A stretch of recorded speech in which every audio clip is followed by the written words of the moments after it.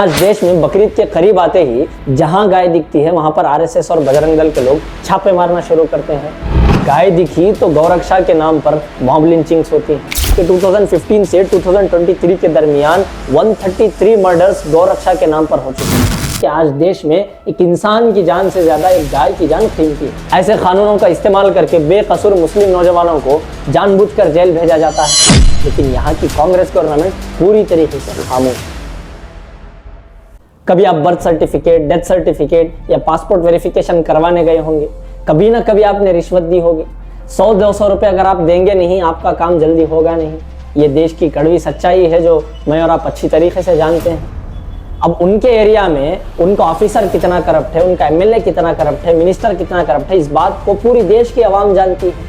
अब इस बात को जानकर क्या पूरी देश की जनता एक साथ उनके एमएलए के या मिनिस्टर के घर पर रेड कर सकती है? क्या देश का कानून इसकी इजाज़त देता है?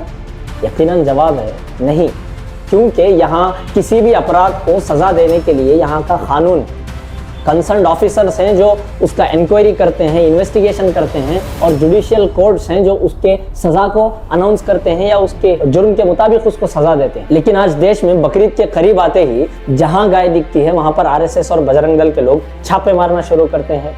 गाय क्यों लाई गई, किस लिए लाई गई, उनको ये जानने की कोई ज़रूरत नहीं होती। वो ऐसे छापे मारते हैं जैसा कि कोई सरकारी अधिकारी है, जैसा कि इन्हें सरकार ने कोई परमिट दे रखा है। गाय दिखी तो गौरक्षा के नाम पर मॉब लिंचिंग्स होती हैं। कभी कभी तो मर्डर हो जाते हैं, कभी कभी तो ट्रांसपोर्ट करने वालों को रुका कर उनका नाम पूछकर उन्हें मार दिया जाता है। 2015 में अखलाक नामी इंसान को गौहत्या के आरोप में उत्तर प्रदेश में मार दिया गया। 2017 में पहलू खान को गौहत्या के नाम पर मार दिया गया। 2017 में जुनेद नामी एक नौजवान जो दिल्ली से मथुरा की ट्रेन में सफ़र कर रहा था, उसे बीफ खाने का आरोप लगाकर मार दिया गया। 2023 में इदरीस पाशा नामी एक नौजवान जो कि कर्नाटका के रामनगर से बिलोंग करता था, वहाँ पर उसको गौहत्या के आरोप में मार दिया गया।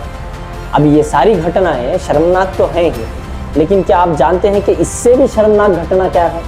2016 में मजलूम अंसारी नामक एक मुसलमान जिसको गौहत्या के आरोप में बजरंग दल और आरएसएस के लोगों ने मार दिया था, जब वो लोग लोअर कोर्ट से कन्विक्ट होकर हाई कोर्ट की बेल पर बाहर आए तो उस वक्त के बीजेपी के यूनियन मिनिस्टर जयंत सिन्हा ने उनका फूल माला पहनाकर स्वागत किया था।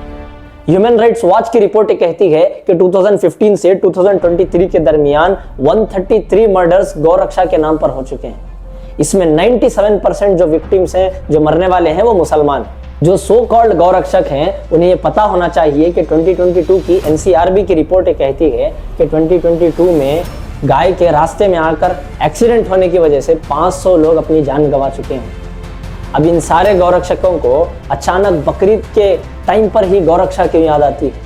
क्या गाय की जान की रोड पर कोई कीमत नहीं है? आखिर गाय रोड पर क्यों आ रही है?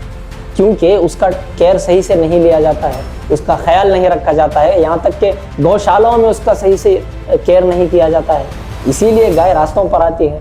अब पूरे साल भर गाय इनको नजर ही नहीं आती, जैसे ही बकरीद करीब आती है लोग मैदान में उतर जाते हैं। अब ये सारी बातें सरकार से छुपी हुई नहीं है, क्योंकि 2020 में जब बीजेपी की गवर्नमेंट ने कर्नाटका में काउ स्लॉटर एक्ट 2020 को इम्प्लीमेंट किया था, ये कानून साफ साफ ये कहता था कि गाय को स्लॉटरिंग के लिए नहीं बेचा जा सकता और ट्रांसपोर्ट भी नहीं किया जा सकता। अगर कोई इंसान ऐसा करता है तो उसे 3 साल से 7 साल की जेल की सज़ा हो सकती है और 50,000 से 10 लाख तक का फाइन लग सकता है।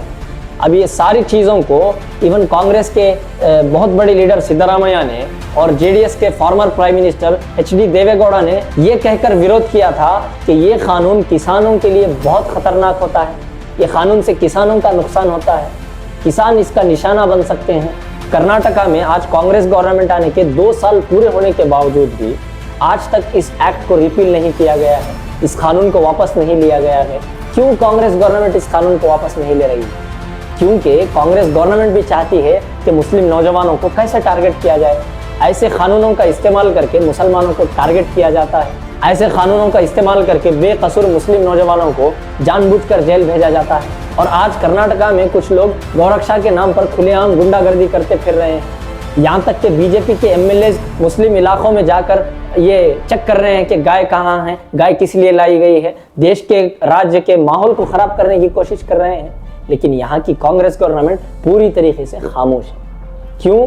क्योंकि ये भी पोलराइज करना चाहते हैं, ये भी बैलेंस मेंटेन करना चाहते हैं। इनको जीतने के लिए मुसलमानों की ज़रूरत है, इनको जीतने के लिए मुसलमानों के वोटों की ज़रूरत है, लेकिन जब मुसलमानों की हिफाजत करने की बात आती है तो कांग्रेस गवर्नमेंट पूरी तरीके से खामोश हो जाती है।